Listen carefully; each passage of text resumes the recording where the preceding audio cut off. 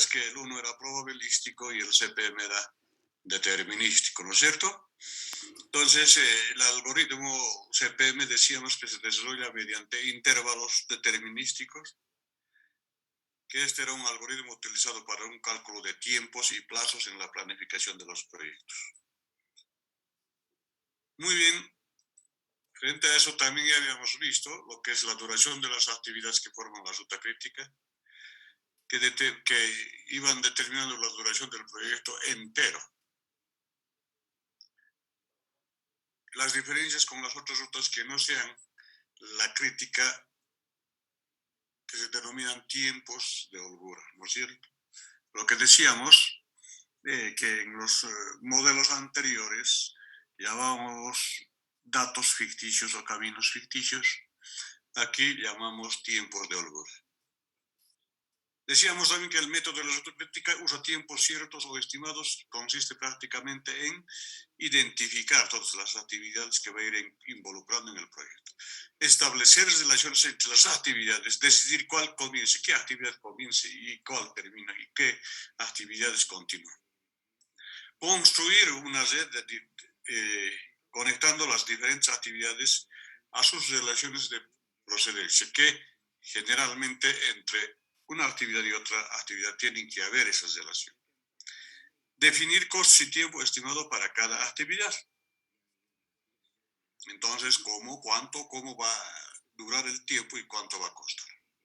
Identificar la ruta crítica y las holguras de las actividades que componen el proyecto. O sea, la ruta más beneficiosa, en este caso. Ojo, no se está hablando de ruta más corta, sino la más beneficiosa, y a partir de ahí se va a ir manejando. Utilizar el diagrama como ayuda para planear, supervisar y controlar el proyecto. Ahí habíamos quedado la anterior clase. Ahora entramos a lo que es las representaciones en forma de red. En la primera parte ya se ha conceptualizado las redes. A continuación vemos los tipos de redes, tanto de PERT como de CPM. Primero vamos a ir viendo lo que son la consistencia de las redes PERT. Se dice que la parte más famosa de técnicas de revisión y evaluación de programas son las redes de PERT. Diagramas de líneas de tiempo que se interconectan. A partir de ahí, una malla PERT permite planificar y controlar el desarrollo de un proyecto.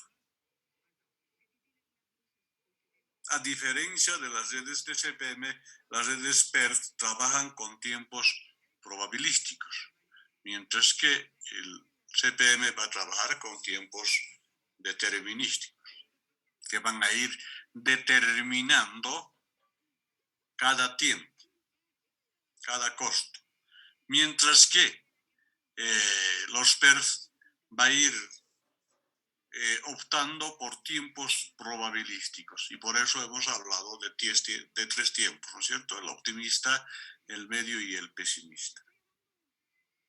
Normalmente, para desarrollar un proyecto específico, lo primero que se hace es determinar en una reunión multidisciplinaria cuáles van a ser las actividades que se deberán ejecutar para llevar a término el proyecto según los requerimientos establecidos.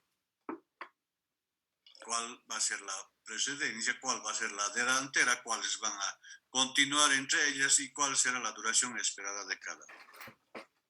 Decimos bien claro en esto que va a haber un equipo multidisciplinario. Muchos de ustedes se preguntarán, pero en las redes de PERT, tratándose de un proyecto pequeño, a base de experiencia, una sola persona, es muy probable, si el proyecto es pequeño, pueda ir estimando los tiempos óptimos, medianos y los pesimistas. Pero cuando ya hablamos de programas grandes, proyectos grandes, es muy probable de que esa sola persona ya no pueda planificar, ya no pueda estimar. Entonces va a ser una reunión multidisciplinaria. Cuando decimos multidisciplinaria, inclusive los entendidos en la parte económica, en la parte contable, en la parte de la planificación. Ahora sí, el proyecto es mucho más grande, posiblemente ahí van a estar ingenieros civiles, arquitectos, posiblemente.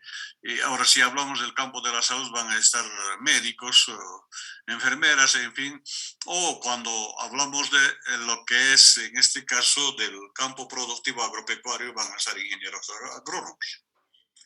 Va a formar parte de lo que es la reunión multidisciplinaria, donde ellos van a ir invirtiendo de acuerdo a sus experiencias, de acuerdo a sus conocimientos.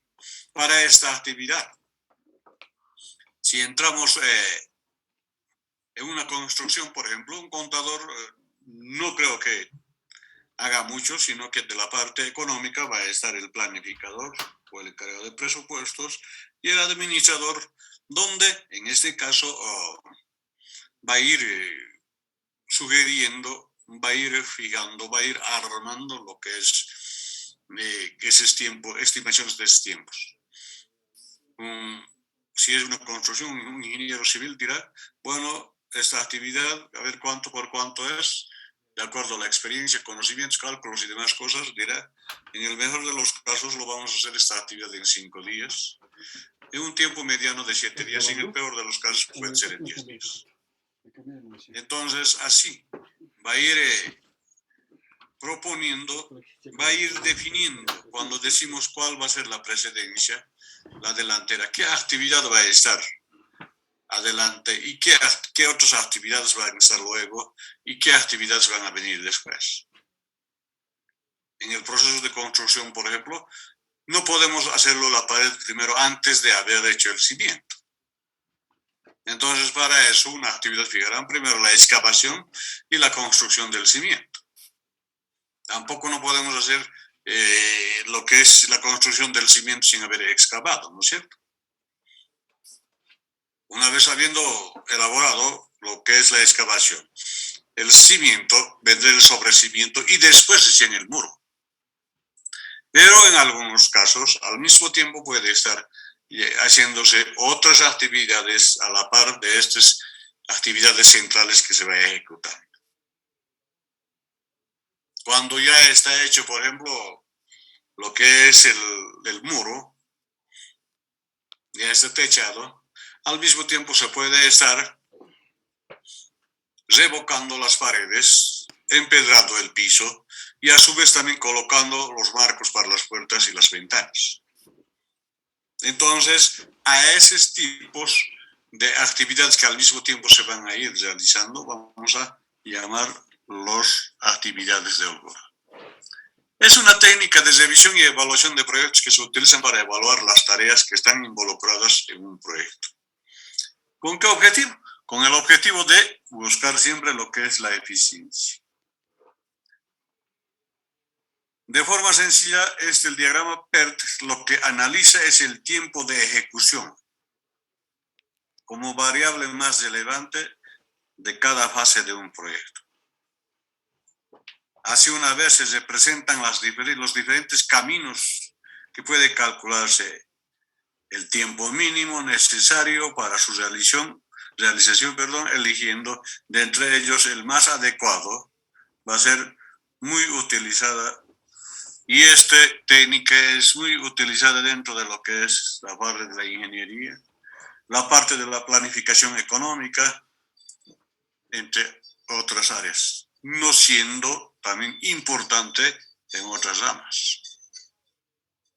Entonces, para todo lo que es planificación de tiempos y costos, bueno, las redes PERT siempre va a ser muy importante.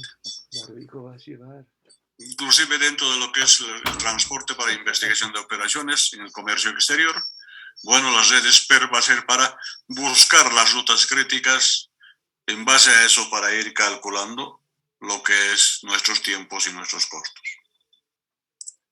Lo que analiza es el tiempo de ejecución de cada fase de un proyecto. Busca los diferentes caminos que puede calcularse el tiempo mínimo necesario para su realización, eligiendo entre ellos los más relevantes o los más favorables. Entonces, así de esa forma, conceptualizamos lo que son las redes.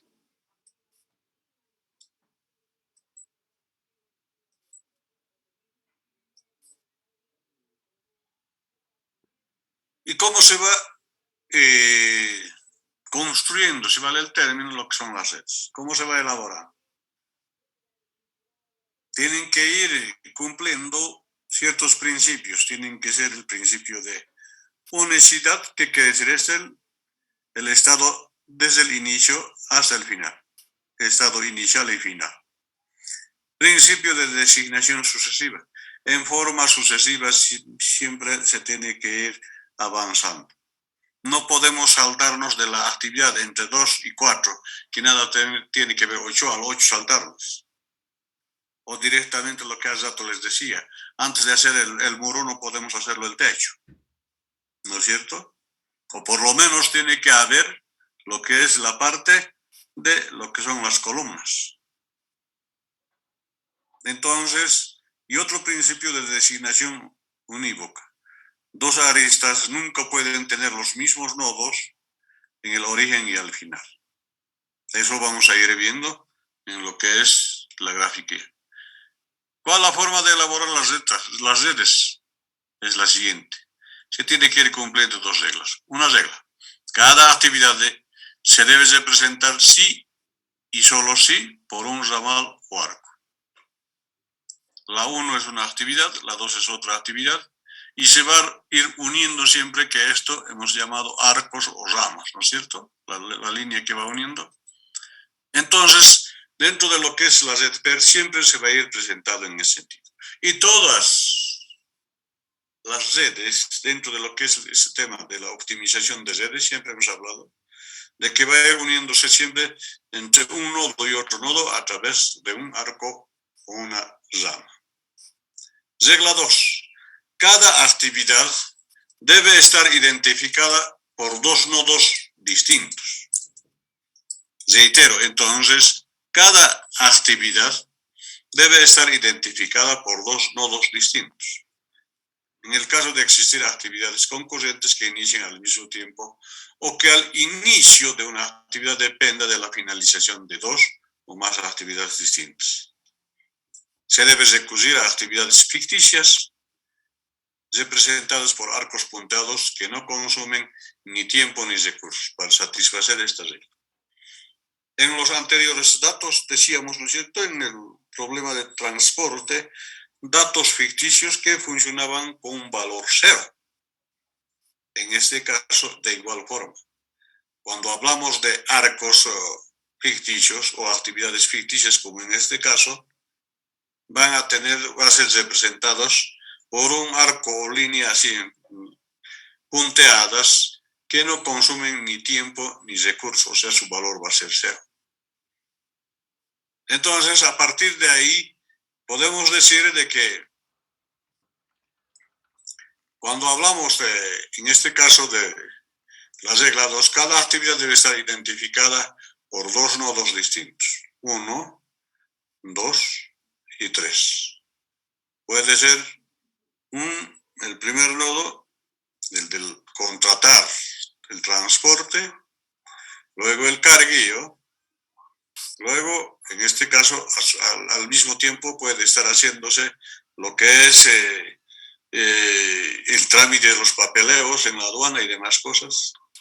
Y luego de ahí va a ir partiendo, después del carguillo, el transporte mismo. Y a su vez los trámites pueden estar también avanzando. Y entre esto y esto no tiene ninguna relación, pero para que no se quede así en forma, o para que esta actividad con esto tenga alguna relación, o para que se sobreentienda de que al mismo tiempo los dos deben ir, entonces debe estar unido por ramas o arcos ficticios, donde el valor es cero. Entonces, así de esa forma se va haciendo la presentación correspondiente. En caso de existir actividades concurrentes que incurran al mismo tiempo o que el inicio de una actividad dependa de la finalización de dos o más actividades distintas, se debe recurrir a actividades ficticias, como en este caso. A partir de ahí también entonces va a seguir recurriendo, a ver,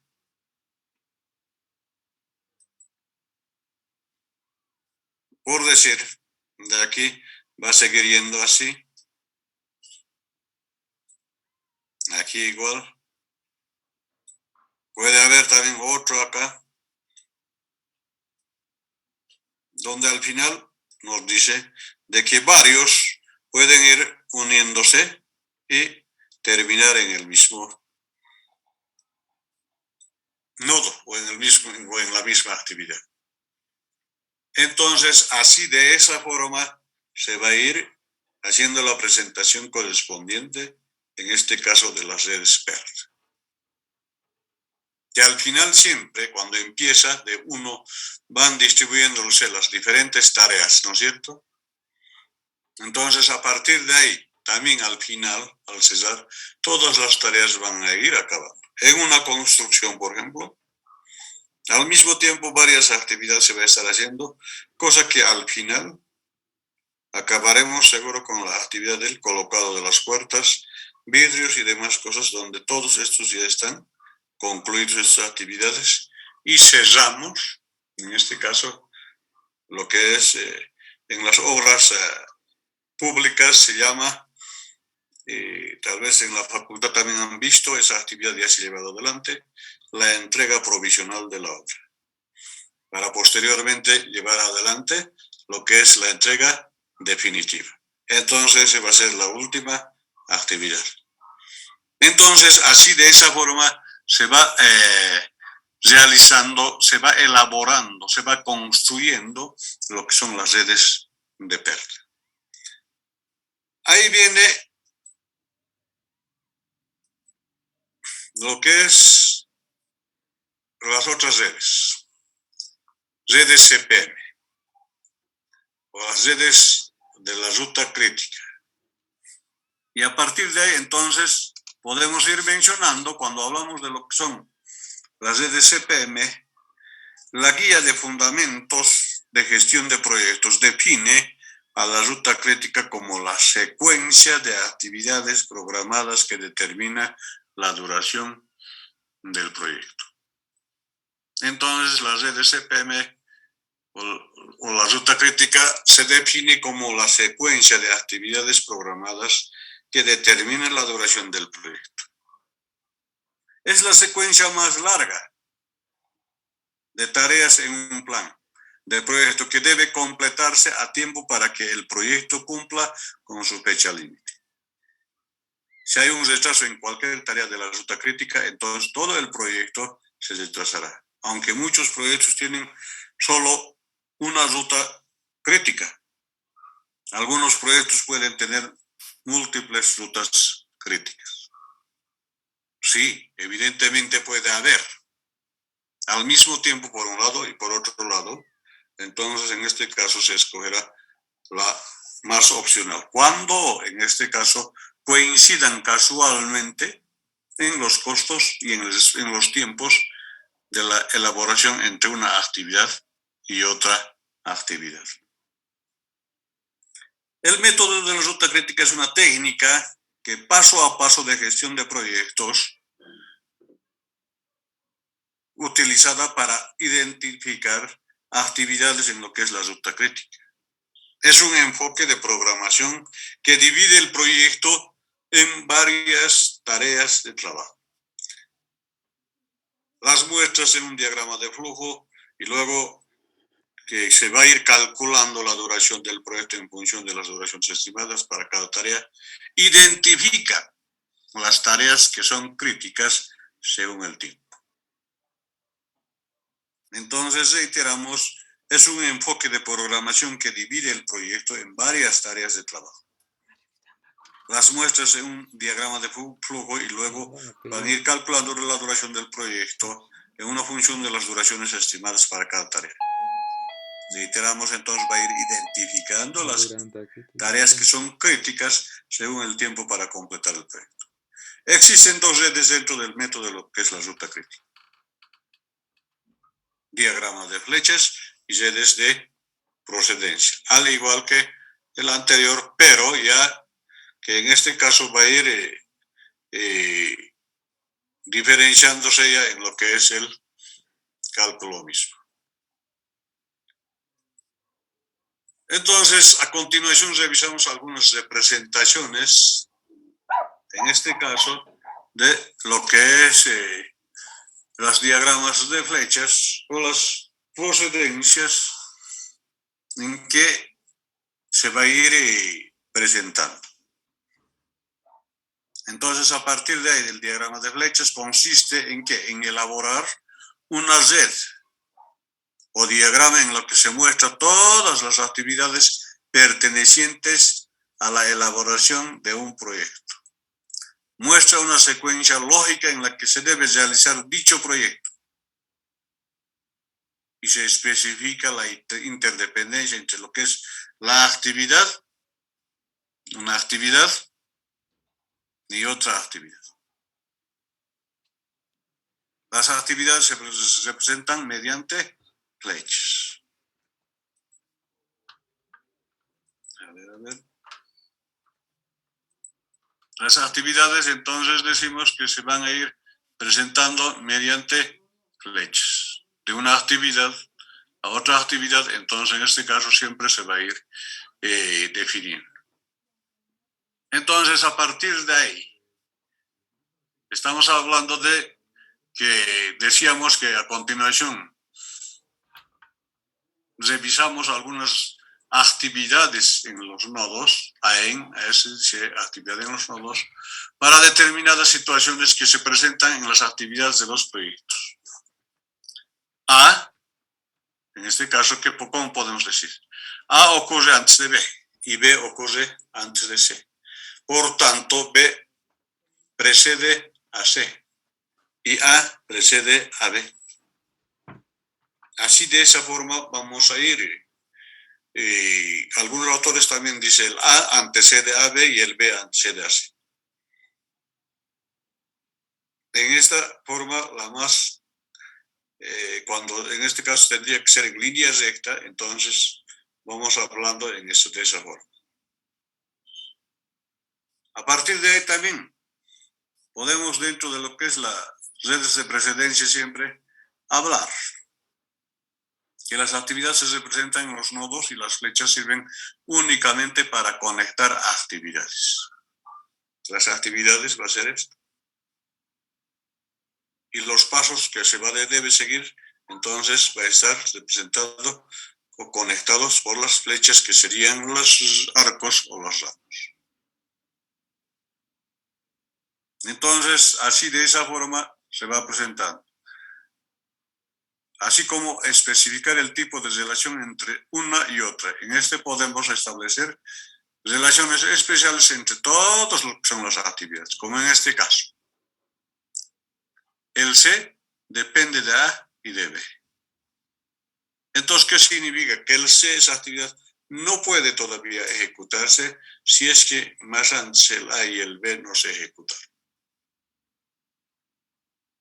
Entonces, en este caso, al C anteceden o preceden el A y el B.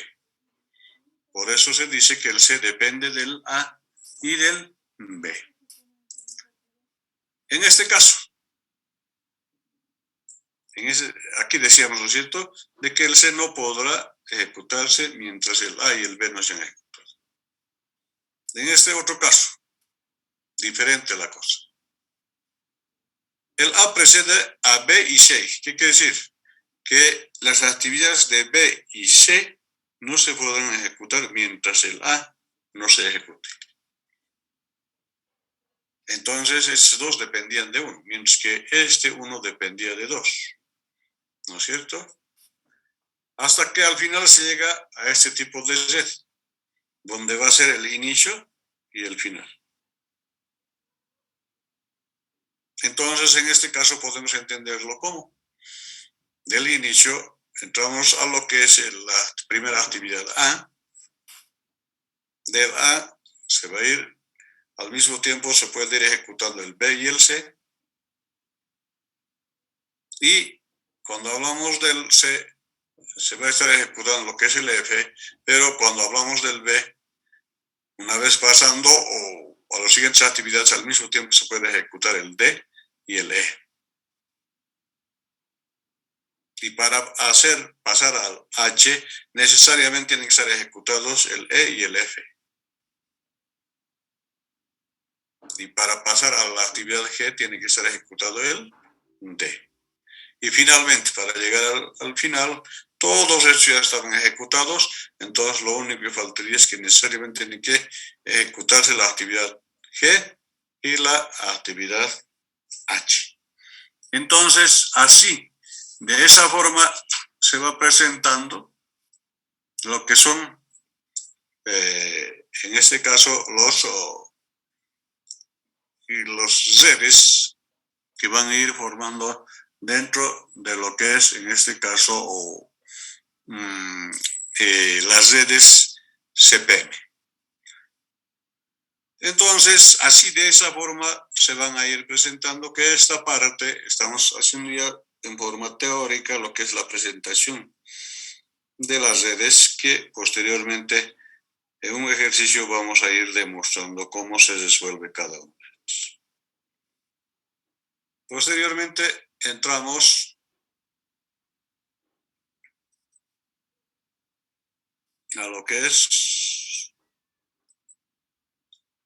los cálculos del método de la ruta crítica CPM. Al igual que el PERT, que dos reglas tenía que cumplir o dos pasos tenía que cumplir necesariamente, ¿no es cierto? Los cálculos del método de la ruta crítica o el CPM se tendrá que resolver a través de ciertos pasos que se deben de cumplir. Paso 1, actividades del proyecto. La primera fase corresponde a identificar todas las actividades que intervienen en el proyecto, sus interrelaciones, sus sucesiones, las reglas de precedencia. O sea, tiene que ir identificándose qué actividades se va a ir cumpliendo al ejecutar un determinado programa o, en este caso, al ejecutar un determinado proyecto. Se tiene que ir analizando entre actividad y actividad qué interrelaciones va a haber, qué actividad va a ir sucediendo a qué actividad va a ir precediendo a qué actividad o qué actividades. Con la inclusión de cada actividad del proyecto se debe cuestionar respecto a qué actividades preceden a esta y a cuáles siguen inmediatamente esta hasta que llegará a su finalización. Lo que anteriormente veíamos. Va a ir avanzando una serie de actividades por un lado y por otro lado al mismo tiempo, hasta que al final va a llegar a la actividad final. Además, deberá relacionarse el tiempo estimado para el desarrollo de cada actividad. Desde luego, el tiempo es lo que se va a ir calculando para saber finalmente a ver qué tiempos va a ser lo que va a ir optimizando, en este caso, lo que es para el beneficio del proyecto. Paso 2, diagrama de la red. Con base en la información obtenida en la fase anterior y haciendo uso de los conceptos básicos, para diagramar una red obtendremos el gráfico del proyecto, lo que al final estuvimos viendo. Y a partir de ahí, entonces, una vez habiendo estructurado lo que es el diagrama de la red, desde el inicio hasta el final, una vez habiendo concluido ya, con base en la información obtenida en la fase anterior y haciendo uso de los conceptos básicos para diagramar una red, obtendremos lo que es el gráfico del proyecto. Tendremos terminado el proyecto. Y posteriormente viene lo que sería el paso 3, entrar a los cálculos de los tiempos de los costos. Calcular la red. Una vez habiendo primero seleccionado habiendo definido la interrelación, las sucesiones, las precedencias de todas las actividades, luego dibujamos lo que es el diagrama de Z, finalmente pasamos a calcular lo que es la Z. Para el cálculo de la Z se consideran tres indicadores, T1, T2 y H. Ese indicador se calculan en cada evento o nodo. Entiéndase nodo entonces como un punto en el cual se completan actividades y se inician, en este caso, las subsiguientes. Entonces, a partir de ahí, empezamos a hablar de que cuando hablamos del T1, T2, T1 estamos hablando del tiempo más temprano. Es del tiempo, en este caso, el primer tiempo que se va a ir presentando. Y a partir de ahí, cuando hablamos del tiempo más temprano, vamos a ir fijando el primer tiempo. Y el T2 vamos a estar hablando de lo que es, en este caso, el tiempo más tardío de la realización del evento. No vayamos a confundir con PERT. Con PERT decimos optimistas, medio y pesimistas. No, en este caso, el tiempo más temprano va a ser con lo que se va hasta ese momento, con lo que se va a ejecutar una actividad. Por decir una actividad C, hasta ese, ¿cuánto tiempo ya se ha utilizado? 9. El tiempo más temprano va a ser 9. Y cuando esa actividad se termine, por decir, va a ser 15, entonces el tiempo más tardío será 15. O sea, el inicio y el final de esa actividad. Y a partir de ahí, entonces, y H vamos a llamar a los tiempos de holgura. Es decir, la diferencia entre T2 y T1, esta holgura dada en unidades de tiempo corresponde al valor en el que la ocurrencia de un evento puede tardarse. Entonces, cuando estemos calculando, vamos a hablar en ese sentido. Para cada actividad siempre vamos a ir viendo lo que es, en este caso, el tiempo más temprano y el tiempo más tardío, y la diferencia entre ellos va a ser el tiempo de lo que es la holgura. Así, de esa forma, entonces vamos a realizar lo que son los cálculos correspondientes. Entonces, así la parte teórica, si vale el término, hemos concluido la conceptualización tanto del PERT como del CPM. Ahí vamos a quedar. La próxima clase de a poco vamos a entrar a lo que es la parte práctica, viendo cómo se resuelve lo que son los PERT y cómo se resuelve lo que es los CPMs. Hasta acá, no sé si tienen alguna pregunta.